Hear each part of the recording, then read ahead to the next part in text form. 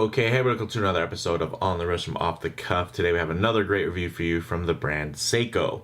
A little bit about them. They were founded back in 1881. They are Japanese in origin and now have factories throughout Asia. They cover all market segments from entry level to extremely high end, and this is somewhere in the middle of all of that.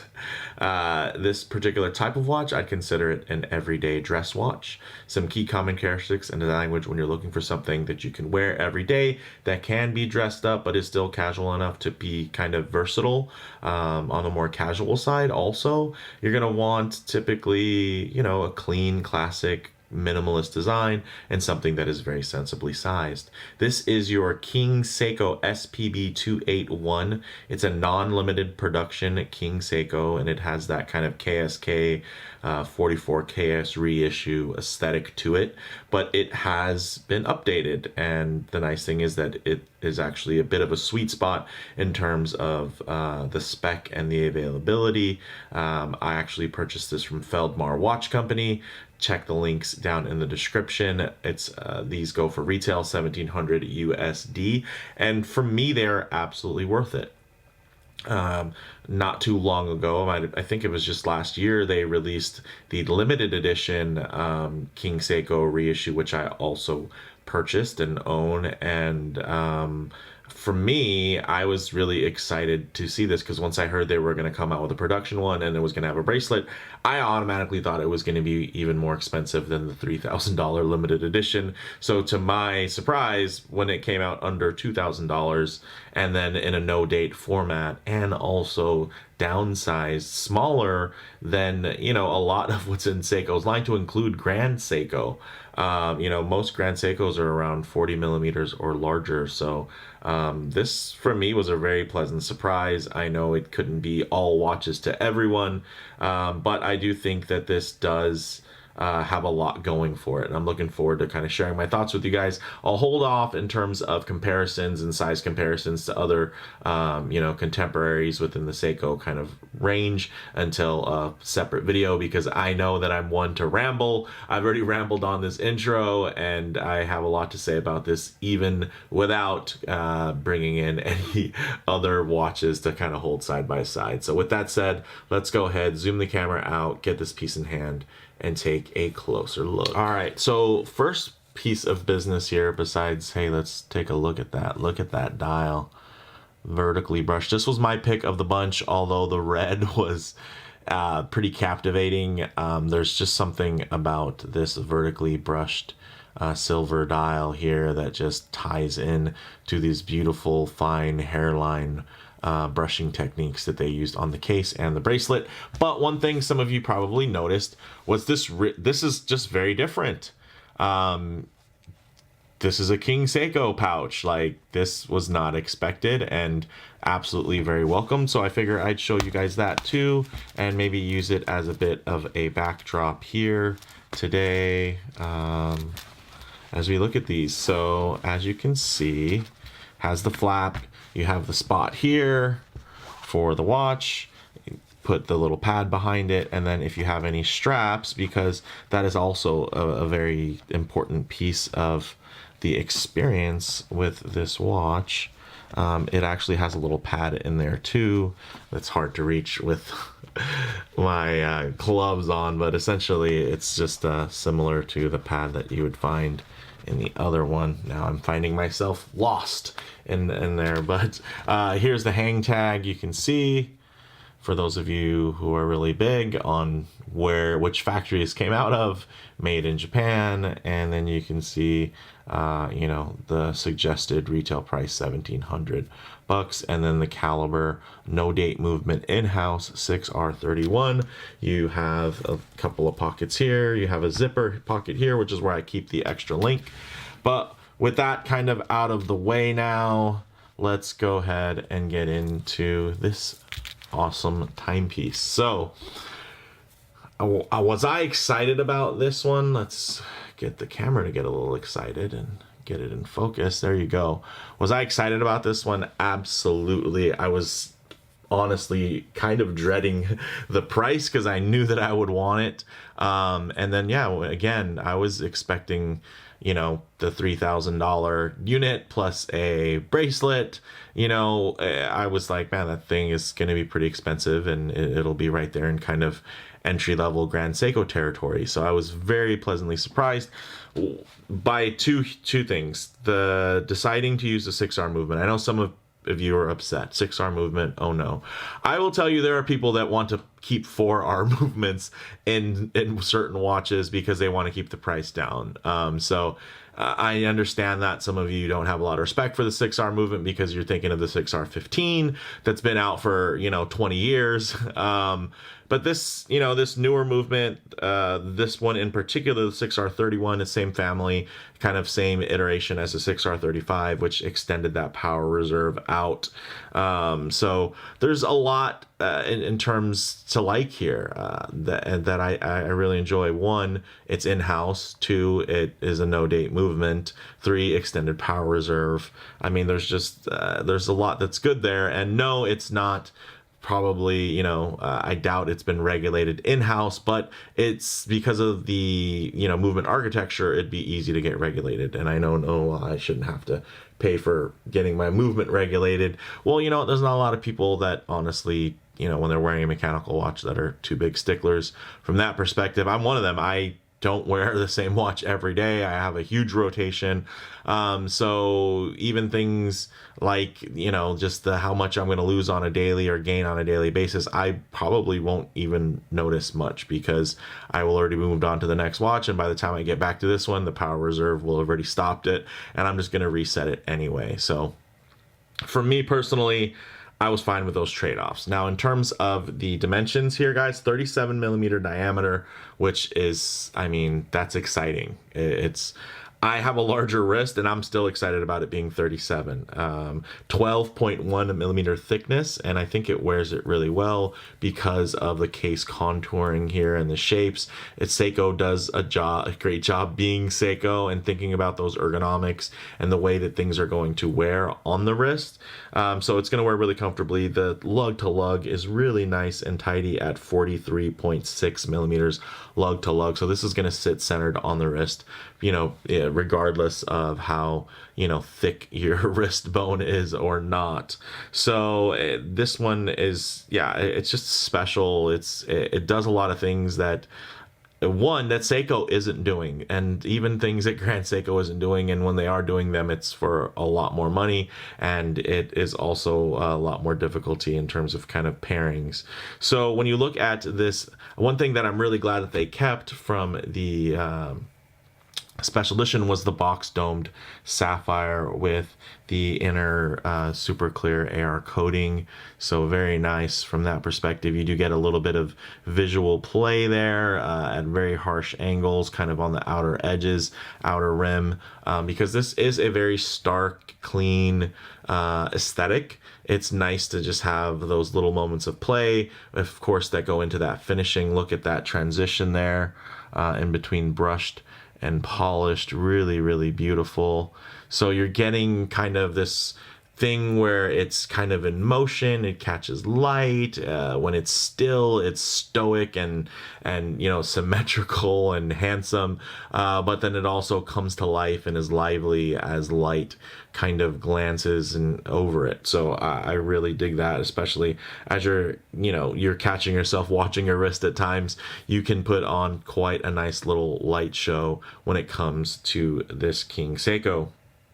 Now the dial, it is beautifully brushed there, that vertical finish. It also has really nice applied indices that have been polished and beveled.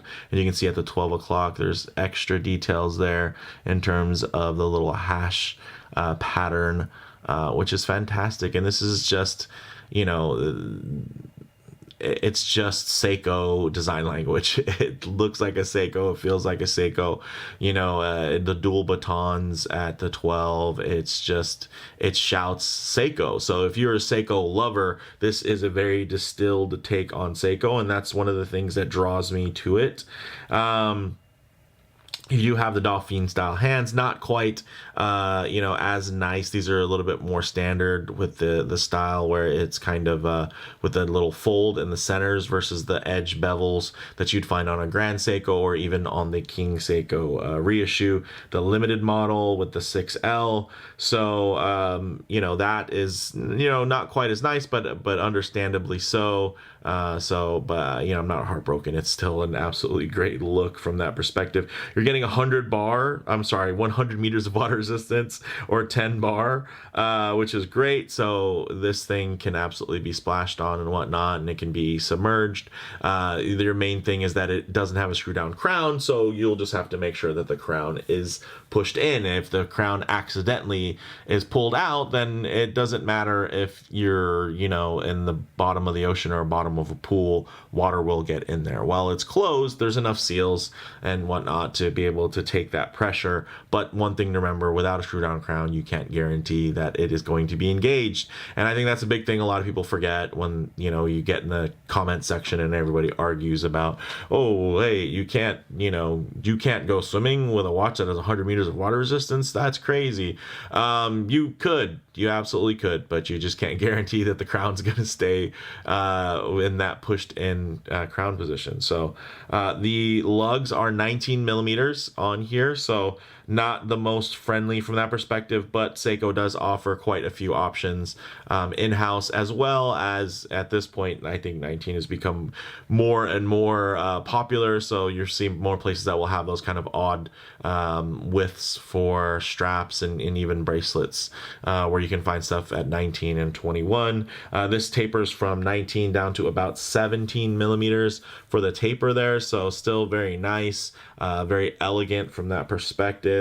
Pin and collar connectors, so if you're not super savvy with your sizing tools, maybe don't try this at home. I'm totally fine with pin and collar connectors. I like them because although it's a little bit more trouble in the beginning, it's kind of set it and forget it, and you don't really ever have to mess with it again. And then you do get this really nice push button butterfly deployant clasp, which is signed and milled, and I mean, this is really nicely done. Check that out. I mean, very, very solid. I was actually impressed. This kind of jumped out at me. It reminded me of the deployant clasp that's inside of my Zen 556, which has a really cool little multi-link bracelet as well, and a butterfly opening. Not the H-link, which has like the sporty clasp, but the 5-link, the fine link as they call it. It has a very similar construction, and just that level of fit and finish really speaks to me. And then you can see it's nicely signed, milled out, and just quite handsome. Then you even get to the backside, you get that nice Seiko crest, this King Seiko crest specifically, with that nice embossed finish, multi-toned finish. You can see kind of the pebbling in the background with the high polish. So very, very nice from that perspective. It doesn't have the gold emblem like you'll find on vintage King Seikos on certain models, as well as the reissue with a very similar kind of design aesthetic, but it does have a date window and costs a lot more. So this thing is awesome. Let's go ahead and get it on the wrist so I can show you guys how it actually wears. Okay guys, as you can see on my 7¼ to 7½ inch wrist, this thing wears just about perfectly. I think sometimes as I wear this and I look down, it can seem a little bit small, but that's more so I think when I get the full kind of body shot. But in terms of wristies and hand and wrist and forearm, this thing wears perfectly, and I'm really enjoying that. It wears very nice. It definitely is on the smaller side, but it is compact. And they really have a lot going on in there, so you still do get plenty of wrist presence, which is nice. And I think the way that the lines just kind of break up the space and just give you so much visual interest. And then of course, my goodness, look at that light show that you get to have anytime that you're out and just rotating your wrist. This thing is great. You can see nice profile on the wrist. You're getting some nice dimension there, some depth. There's just a lot to look at, a lot to enjoy.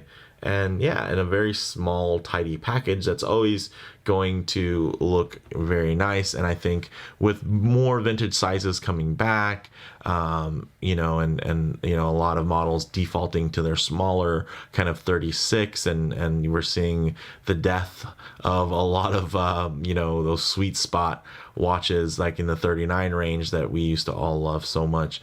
Now it's kind of, you're either going to get the larger one or the quite small one. The medium sizes are a little bit fewer and far between.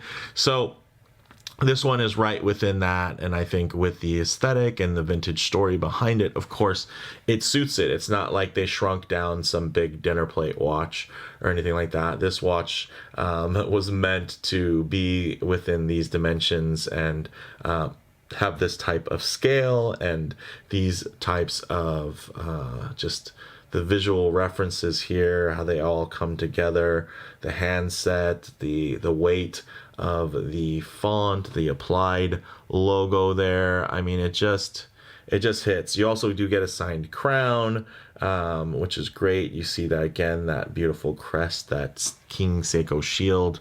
Very nice from that perspective.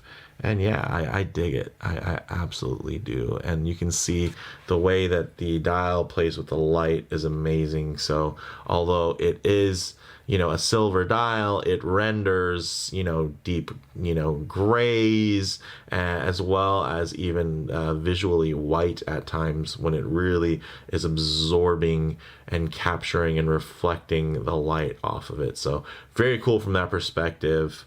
And yes, even on a larger wrist, I'm still excited about this smaller size. So let's go ahead, get this piece off, get it laid out for some low light transition and closing thoughts, because it actually doesn't have any loom. Okay, we'll go ahead and hit the lights here. So no loom shots, but I do love to get in a good low light transition because you're not always going to be out in the middle of a field enjoying direct sunlight. A lot of times you're going to be coming in out of a building, walking underneath overhangs. Whoa! Look at that dial. I'm sorry. Distracted.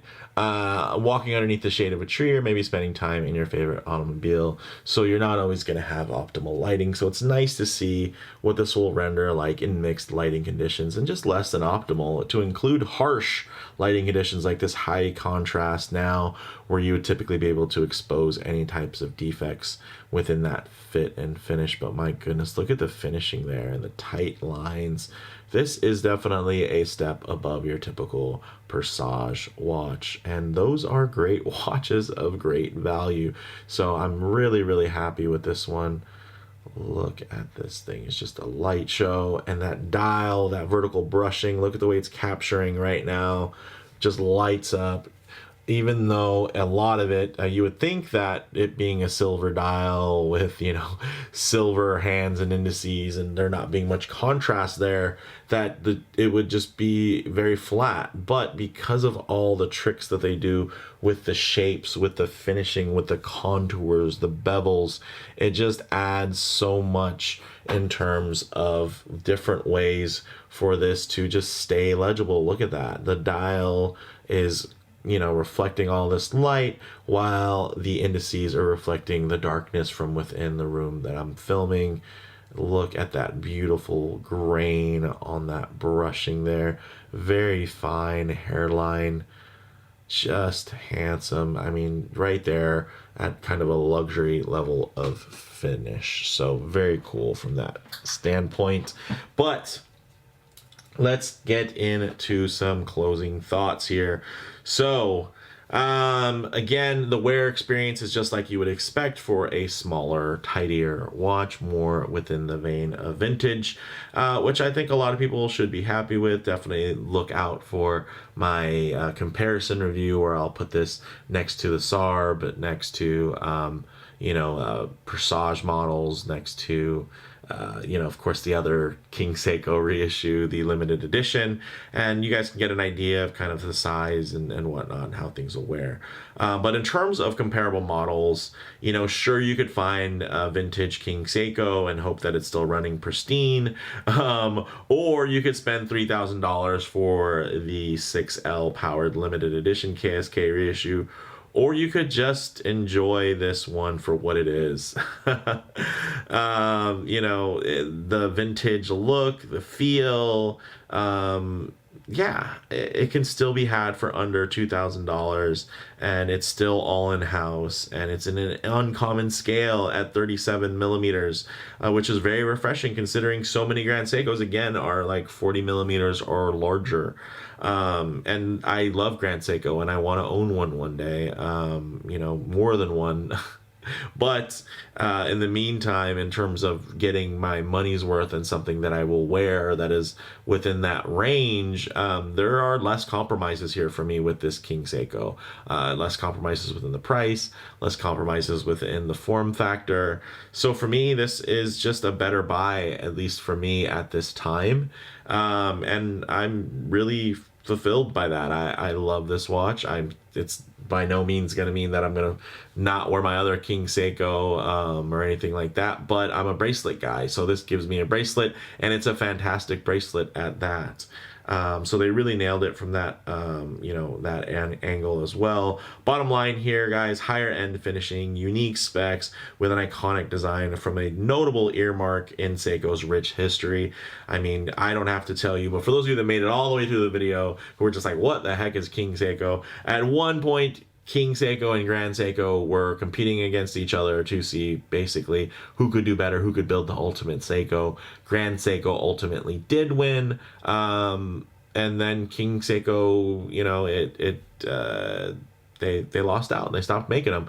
But just so you know, they also stopped making Grand Seiko at a certain point. Grand Seiko itself is a revival from within Seiko. It's not like they were making Grand Seikos continuously since they first started.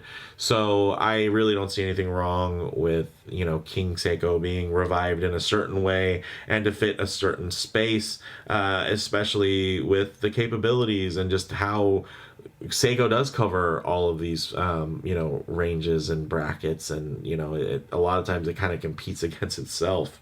So this model, with all that rich history, for me, it's just a near perfect, attainable daily wear that is also a real collector's piece. Like, this is not one that somebody's going to accidentally buy at Macy's and say this is just a cool dads and grads gift. This is something, you'll be able to spark up that conversation with somebody and be like, oh man, that's the King Seiko reissue, or is that a vintage King Seiko? I mean, there's just a lot that can come out of it. And I think it's fun, and it's one of the reasons why I enjoy Seiko as a brand so much, because they offer you not just amazing timepieces, but, in the words of Don Draper, a conversational piece as well.